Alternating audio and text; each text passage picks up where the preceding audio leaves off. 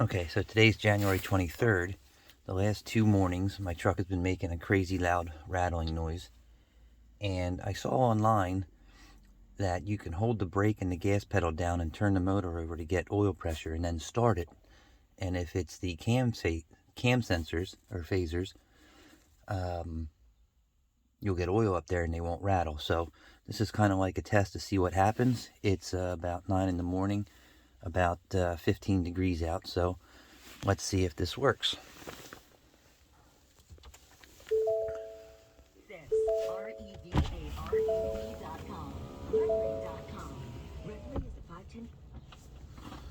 So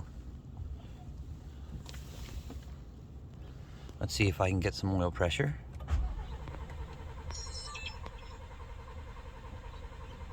There we go.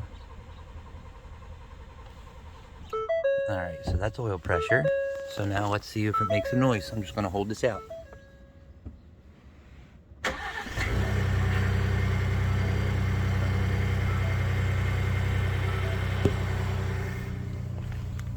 And no noise at startup.